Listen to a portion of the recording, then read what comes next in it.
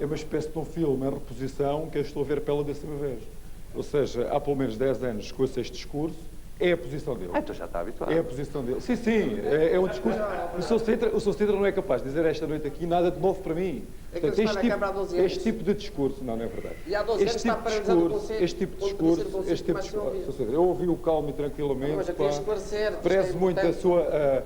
Bom, pronto, isto é uma reposição. É para dizer o seguinte, é evidente que nós temos, em termos de concepção de desenvolvimento do Conselho de Vila do Bispo, temos provavelmente perspectivas profundamente diferentes. O Sr. Sintra é um homem que tem as perspectivas dele, que pretendeu e pretende, enfim, fazer os negócios dele. Nós temos uma perspectiva diferenciada e desse conflito de interesses surge um discurso destes que eu penso que, à boa maneira dele, é profundamente exagerado. Quer dizer, eu costumo dizer que o Sr. Sintra é conhecido fundamentalmente por 3 coisas: por ser o homem da água, independentemente de se preocupar se as pessoas das urbanizações que ele faz têm água ou não, mas é o homem da água, é o homem do futebol, e é o homem que diz umas coisas destas, quer dizer, é conhecido nacionalmente também por dizer coisas destas. Não, mas eu queria Portanto, eu penso que... desculpa, pronto, o problema é fundamentalmente este. Quer dizer, eu quero dizer o seguinte, é evidente que eu discordo profundamente disto. Eu tinha-lhe dito há pouco que não tinha vindo para aqui com galhardetes para trocar com ele esta noite, costumamos fazê-lo noutros sítios. Enfim, mas pronto, discordo profundamente disto. Nós temos uma perspectiva de desenvolvimento do Conselho, temos vindo a fazer aquilo que nós consideramos o criar condições para o desenvolvimento, a mudar profundamente o Conselho do ponto de vista daquilo que é essencial para que este Conselho tenha condições para dar para a frente. É isso que temos vindo a fazer. Não vou aqui entrar em pormenores porque penso que não é provavelmente o espaço adequado para fazê-lo. Não é consistente. Não vou fazê-lo. Não vou fazê-lo. Agora é evidente que eu teria que dizer que o Sr. Sintra terá provavelmente, pelas perspectivas que ele tem de desenvolvimento, pela forma como ele concebe a ocupação do litoral, temos um e outro pontos de vista radicalmente diferentes. É evidente que não aceito e considero profundo disparate quando ele diz que o Conselho não anda porque eu não quero. Enfim, dê-me um minuto que é importante. É que este Conselho está paralisado e vai continuar paralisado se ele continuar na Câmara. Eu queria só esclarecer uma parte importante. Tudo bem, mas não entramos por isso. Não entramos por isso. Qual é o maior crime deste Conselho? A Fortaleza de Sagres. Quem é o culpado da Fortaleza? Vou perguntar, e estávamos a falar do interior. Eu quero esclarecer isto. Estávamos a falar do interior, esclarece no fim. Estávamos a falar do interior, de facto há carências bastante maiores no interior do que no litoral, até porque o litoral pode sempre socorrer dos aspectos turísticos que o interior dificilmente poderá, ou pelo menos terá que oferecer um tipo de turismo totalmente diferente. A Comissão de Coordenação tem tido em atenção os problemas do interior? Com certeza que tem tido, através de ações que se centraram em regiões ou em subzonas do Algarve que necessitavam de determinado tipo de apoios, diferentes, obviamente, daqueles que se dão ao litoral, mas que, no caso, em apreço, até este momento, efetivamente, não houve esse tipo de instrumento, ou não houve a possibilidade que esse tipo de instrumento atuasse nesta zona concreta, mas em outras zonas. E porquê que não houve? Enfim, por questões de prioridades, entendemos, e por disponibilidades financeiras, entendemos em determinada altura que devíamos apoiar uma zona que era a mais atrasada, e possivelmente ainda é mais atrasada aqui da região, que era o Nordeste Algarvio, e de facto houve uma ação muito grande nessa zona, e de facto eu julgo que conseguimos, de alguma forma, inverter o ciclo que se vivia nessas zonas. Houve outra área, que foi a da Ria Formosa, pelas suas próprias potencialidades e pela necessidade de desenvolver essas atividades, e depois entramos naquilo que foi a adesão da comunidade, a adesão de Portugal à comunidade e os diferentes programas operacionais que, no caso, abrangiam toda a zona do Barlavento ou toda a zona do Sotavento, e em função, das prioridades que se estabeleceram com a Comissão de Coordenação e as câmaras municipais e com os diferentes setores, atuou-se neste ou naquele sentido em função daquilo que consideramos que seria prioritário. Obviamente que, em termos de interior, essas prioridades foram definidas e procuramos, dentro, como disse, sempre das limitações financeiras que nestas situações há, atacar os problemas principais destas zonas. Por favor, o Presidente da Câmara de Algesur. Bem, eu ouvi estas palavras e realmente aproveitava também, porque se falou aqui do interior, para de alguma forma contrariar aquilo que se diz quando se dá atenção ao interior. Ora bem, O interior algarvio, nomeadamente a zona do Barlavento algarvio, o Concelho de Algesur, tem sido há alguns anos sempre esquecido, está bem há muitas dezenas de anos atrás. Mas nós tínhamos alguma esperança, e eu particularmente tinha alguma esperança, que depois da aprovação do Plano Regional de Ordenamento do Território, todas estas situações pudessem alterar de alguma forma. Ora bem, já aqui foi dito que o Plano Regional de Ordenamento do Território devia ter sido acompanhado de um plano de desenvolvimento regional. Ora bem, eu na altura, membro da Comissão Consultiva deste plano, era um pouco contestado por falar num plano de desenvolvimento, porque estávamos a tratar de ordenamento. Ora bem, é evidente que se efetivamente este plano fosse aplicado como, segundo os seus princípios, os seus objetivos, certamente alguma coisa no interior poderia mudar, mas é evidente que algumas coisas tardam a acontecer e nós... Já foi explicado que é por falta de verba, não é? Não, talvez não, às vezes talvez por falta de vontade e certamente de própria conjugação dos esforços setorialmente ao nível da administração central. Deixe-me só acrescentar, só um exemplo. É talvez incompreensível que, estando algumas obras previstas no plano de ordenamento, possa vir um membro do Governo dizer que essa obra não é prioritária. Estou a falar, por exemplo, do caso concreto do Porto de Recreio da Arrifana, é uma obra prevista no plano de ordenamento, e um membro do Governo vem dizer publicamente que não é obra prioritária. Se calhar há outras então, se a coisas prioridade é prioritárias que aplicar o o Porto plano de Recreio, e o investimento não é prioritário. Se calhar haverá outras prioridades que o contrassenso. Porto de Recreio. Um Doutor José Vitorino, muito rapidamente. Era só para dizer que, de facto, em relação a... E estamos aqui numa zona fundamental, porque... Peço que seja muito rápido. Bom, uma questão crucial é a questão da floresta. O problema que se põe é que nós, no Algarve, temos grande aptidão florestal, em particular no Barlavento, e as verbas, quer para a florestação, quer para a reflorestação, portanto, do chamado Programa de Apoio Florestal, esgotaram-se há cerca de 3 anos. E isso já foram retomadas, mas estiveram esgotadas durante quase 2 anos. E Doutor António verdade, sim, está a senhor. dizer que não é verdade. É verdade, sim, senhor. É verdade e confirma. É verdade. Está aí a pessoa responsável pelas florestas e pode dizer, dos fundos do Programa de Ação Florestal em termos nacionais, o Algarve aqui teve 12% do investimento.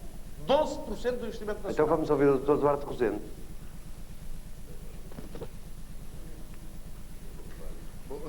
O programa de ação florestal que começou em 1987 teve um investimento de facto muito grande no Algarve, teve o seu crescimento máximo em 1989, mas nunca deixou de existir verbas para fazer os investimentos.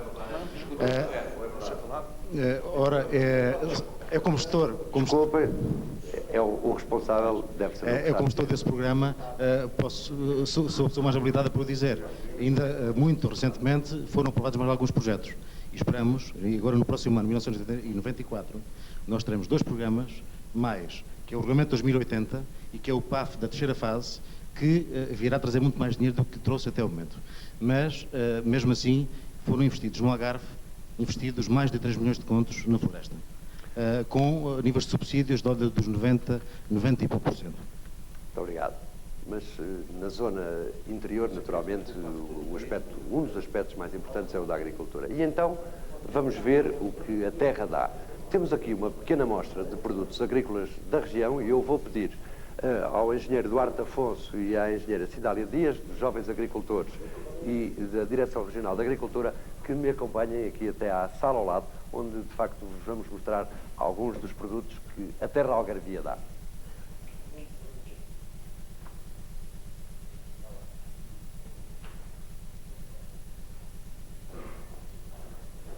Bom, aqui estamos.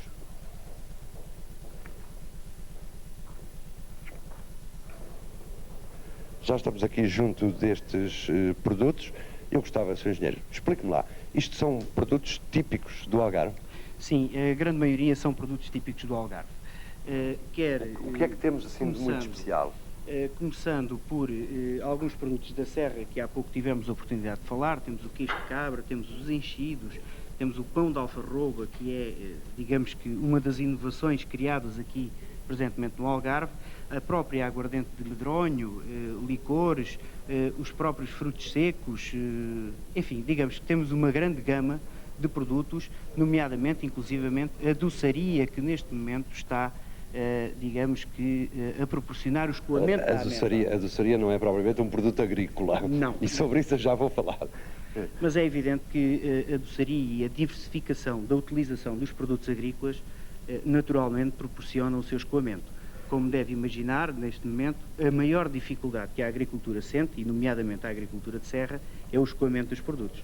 Nesse sentido, nós pensamos que há que fazer um forte esforço para promover os ditos produtos tradicionais, inclusivamente fazendo a sua própria tipificação e a certificação da sua genuinidade. E, por outro lado, tentar diversificá-los o máximo possível para Agora, proporcionar o escoamento. deixe-me fazer aqui uma pergunta à senhora engenheira da Associação dos Jovens Agricultores. Qual é o papel verdadeiramente atuante dos jovens agricultores aqui no Algarve? Bem, nós essencialmente tentamos incentivar os jovens ao papel associativo, portanto, que eles sejam mais unidos, que deem o exemplo aos mais velhos, já que, portanto, o agricultor tradicional não tem muito hábitos associativos e foge um bocado disso. Eu penso que cabe aos jovens neste momento enverdar por esse caminho que é a tal... E os jovens agricultores do Algarve estão a responder a esse desafio ou não? Não, é difícil também com eles, mas Porquê é que é difícil? eu penso que é toda uma educação recebida, herdada, portanto, são muitos anos... Mas será por uma falta de tradição da agricultura no Algarve? Falta de tradição, não. Tradição nós temos. Eu penso que é o espírito associativo. As pessoas sempre viveram um bocado isoladas. O agricultor sempre se isolou muito.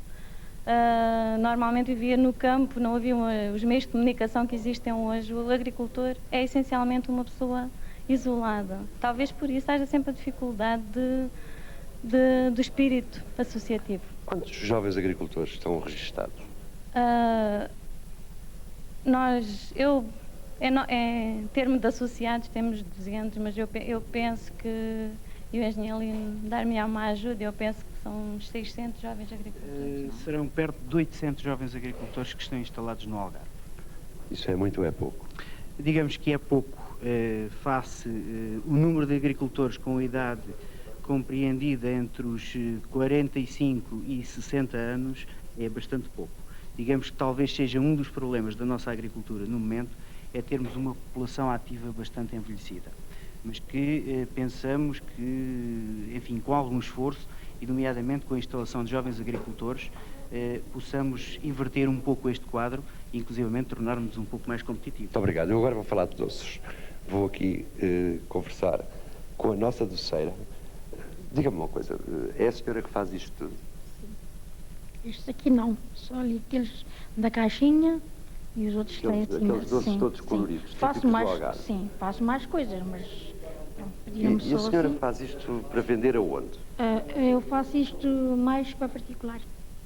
Aqui, para clientes particulares? Sim, sim. Não é para as casas comerciais? Não, não. Muito pouco ou nada. Quem são as pessoas que lhe compram isto? São os portugueses? Sim, portugueses, e já tenho feito para estrangeiros também. Olha, diga-me uma coisa. Qual é a composição destes doces? Olha, a composição destes doces, pois os meus são amêndoa moída e depois o açúcar ao fogo, e quando o açúcar está em ponto, põe-se a amêndoa já moída. E depois trabalha-se a amêndoa até a gente conseguir fazer o que está ali. E isto dá-lhe para viver? Não dá para viver, mas pronto, aquilo e mais alguma coisa vamos vivendo assim. Muito obrigado. Bom, os restaurantes da província são e devem ser também a rampa de lançamento para a apresentação de temas musicais pouco conhecidos. A pianista Gabriela Canavilhas vai interpretar um prelúdio de António Fragoso, um compositor do princípio do século. Trata-se de uma obra destinada a ser integrada em disco, editado pelo Palácio Nacional da Ajuda.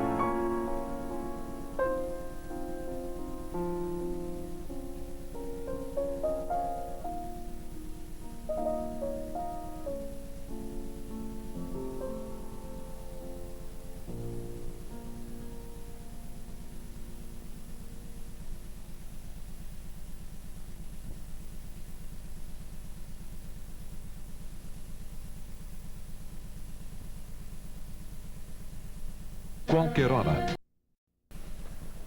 Terceira parte deste Serão da Província que nos trouxe hoje ao Concelho de Vila do Bispo, um concelho vizinho de outros mais desenvolvidos, mas onde também se desenvolveram mais os problemas. Aqui, a poucos quilómetros, há uma velha questão que tem dado muito que falar, um problema chamado Torre Alta. Nos finais dos anos 60 surgiu uma empresa apostada em dinamizar uma indústria ainda pouco ativa no nosso país. A indústria era o turismo, a empresa a Torre Alta. Começou aqui, nestes terrenos do Alvor, em pleno Algarve. Era, na altura, um aldeamento turístico integrado. Apartamentos, hotéis, restaurantes, serviços e vasta animação que incluía desportos e jogo. A sua expansão foi rápida. Produto novo atraiu as poupanças de muitos pequenos e médios investidores. Na altura foram cerca de 26 mil. A Torre Alta alargou-se e desenvolveu-se por outros caminhos e locais. Na sua época áurea, chegou a representar cerca de 10% da oferta turística nacional. Nessa altura, dava emprego a mais de 4 mil pessoas. Hoje, tem menos de 500 trabalhadores. Foram muitos anos de má gestão, muitas indefinições, muitos projetos falhados. Como se vê, foram muitas as razões que levaram à crise, e ela é bem patente no avolumar das dívidas. A Torre Alta, com o 25 de Abril e a intervenção estatal, começou a afundar-se. Depois foi a crise estrutural. Os planos de viabilização e de saneamento financeiro nunca foram bem dimensionados e o investimento esgotou-se. Para saldar as dívidas aos credores, foi então hipotecado parte do património e em pouco tempo era o descalabro total. Dos investidores dos anos 70, esses perderam tudo. Hoje, o grande problema é a regularização do passivo, que ascende a mais de 15 milhões de contos. Mas os trabalhadores dizem que há soluções e que a Torre Alta tem potencialidades. É um espaço por excelência para qualquer turista que quer fazer férias. O projeto tem futuro e penso que devem ser tomadas as medidas de viabilização desta empresa, não só pela importância que ela tem do ponto de vista nacional, no mercado turístico, pelos trabalhadores que emprega, mas também por aquilo que ela representa do ponto de vista de imagem para a nossa capacidade do ponto de vista de oferta hoteleira a todos os níveis, quer nos níveis de qualidade, quer nos níveis da própria inserção social da zona onde a empresa está implantada. Uma aposta no futuro, numa altura em que da velha estrutura da Torre Alta no Alvor já resta pouco. Das 6 torres de apartamentos, só uma pertence à empresa. Os serviços foram desaparecendo, bem como o casino. Restaurantes estão de portas fechadas e, no meio disto tudo, apenas os jardins florescem. Peço-vos desculpa pela qualidade técnica desta reportagem. Vamos para a questão que ela suscita. Eu convidei um elemento da administração da Torre Alta que, tanto quanto penso, não compareceu. Convidei também um dos elementos da Comissão de Trabalhadores, José Luís. De facto, a Torre Alta, neste momento, não é viável. Bem, nós entendemos que a Torre Alta é viável. Aliás, a própria administração diz que a Torre Alta é viável. Não seriam os trabalhadores a dizer que não. Agora, a questão é outra. A questão é que não podem ser sempre os trabalhadores a pagar a parte maior da fatura da Torre Alta. Como se disse na reportagem, e é verdade, 70%, cerca de 70% dos trabalhadores já saíram. Portanto, 70% dos postos de trabalho foram abolidos. Devo dizer também que os trabalhadores ainda não ouviram revistos os seus salários de 93. Portanto, creio que já estão a contribuir com grande parte para o relançamento da empresa. Dizer mais o seguinte, dizer que a Torre Alta tem um produto de oferta turística que não tem concorrência, não tem ímpar. Melhor é ímpar, não tem concorrência.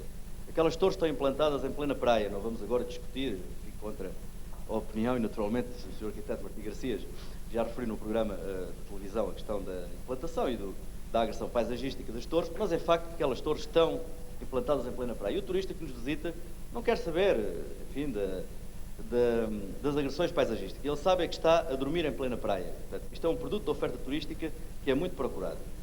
Mais ainda, se diz que há alguma crise na hotelaria do Algarve, ela é mais sentida, de facto, nos hotéis de 5 e 4 estrelas. Não será tão sentida nos apartamentos. Ora, a Torre Alta, neste momento, explora principalmente apartamentos. E quem está ligado a estas coisas do turismo sabe que a área de alojamento de apartamento desinserida dos hotéis de 5 e 4 estrelas é o setor, enfim, rentável e a crise não se faz sentir tão acentuadamente. Sr. Horácio Cavaco, está de acordo com esta explanação? Sim, de certo modo. De certo modo, penso que um projeto imobiliário que apareceu em determinada época, que teve sucesso e depois o modelo escutou-se, naturalmente. E a Torre Alta, ao construir património, não encontrou soluções para o seu desenvolvimento. e parece-me que realmente o quadro que foi aqui traçado corresponde um pouco à realidade da Torre Alta. Comissário Viegas. Eu creio que se trata de um problema mais de fundo, que talvez no princípio do programa tenha sido abordado. O facto é que o turismo algarvio tem, de alguma forma, nomeadamente desde 88, vindo a perder competitividade nos mercados, e isso tem contribuído para que as empresas tenham vindo a descapitalizar progressivamente e consequentemente, se encontram numa situação de asfixia económica. Digamos que o caso específico da Torre Alta, que eu não conheço os dados e, portanto, não poderei pronunciar sobre ela, mas, de uma maneira geral, o que posso dizer é que no Algarve a situação que se vive no setor hoteleiro é evidente que esta perca progressiva de competitividade afetou de alguma maneira os empreendimentos ou os hotéis mais caros e a hotelaria mais baixa terá sentido menos esses efeitos, não é? Sr. Sintra, o senhor também tem investimentos no setor turístico? Tenho, e é um setor que está de facto em crise, mesmo não está só em Portugal. Acho que essa crise é ao nível da Europa, para não dizer ao nível do mundo. E os concelhos onde se tem menos crise, de facto, Sagres é a zona... Eu falo de Sagres porque acho que é a zona que merece mais falar, até porque isto tem mais importância para mim. Eu investi aqui... Há aqui muita gente que não concorda consigo. Não, eu investi muito em Sagres, eu queria, porque as pessoas merecem que se fale de Sagres. Isto é um povo bom e pacato, um povo que merece, de facto, que se alerte este assunto. Em turismo, a zona que tem mais, certeza absoluta, mais rentabilidade seria, de facto, investir em Sagres. Se a Câmara fosse outra Câmara. Com esta Câmara é que não vale a pena investir aqui nada. Começar. Porque, mas eu queria deixa-me explicar. Mas espera aí, o senhor já investiu. Mas eu quero dizer, eu investi aqui muitas centenas de milhares de contos em Sagres. O senhor investiu, eu investi aqui em Sagres para desenvolver. Mas o senhor investiu em Val da Talha, isso é outra história. E já não está em Val da Talha. Isso é outra história, podemos também tocar.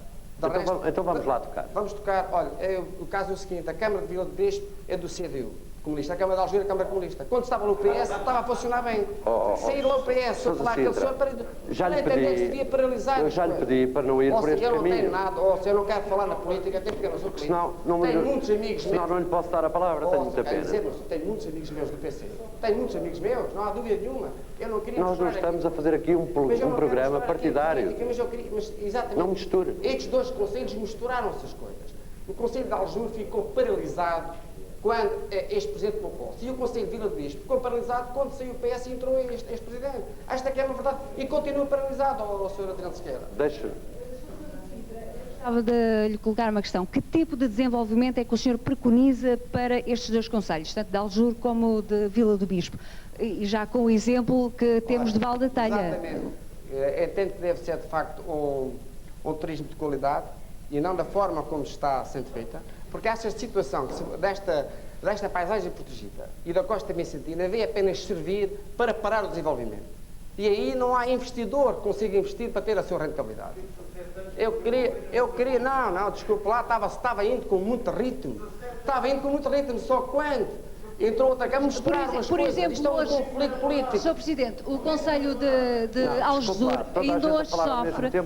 Mas eu respondo a eles todos, se quiser. Alice, faz favor.